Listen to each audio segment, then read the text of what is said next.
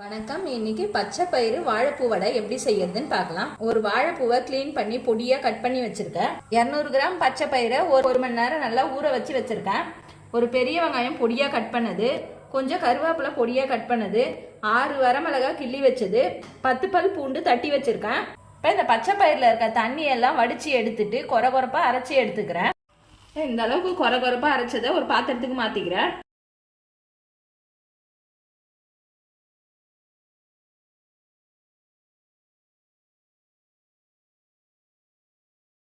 தேவையான அளவுக்கு சால்ட்டு சேர்த்துக்கிறேன்.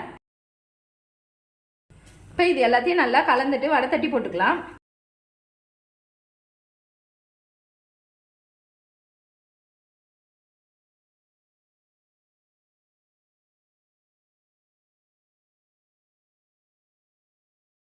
இப்போ சின்ன சின்ன உருண்டையாக எடுத்து வடை தட்டி போட்டுக்கலாம்.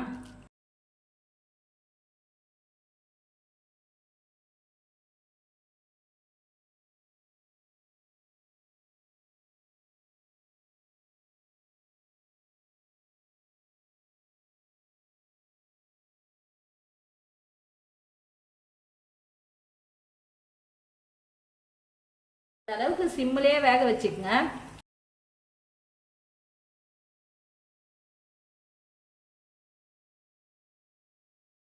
ஹெல்தியான இந்த வாழைப்பூ வடையை நீங்களும் வீட்டில் செஞ்சு பாருங்க. செஞ்சு பார்த்துட்டு எப்படி இருந்துச்சுன்னு சொல்லுங்க. லைக் பண்ணுங்க, ஷேர் பண்ணுங்க, கமெண்ட் பண்ணுங்க, சப்ஸ்கிரைப் பண்ணுங்க.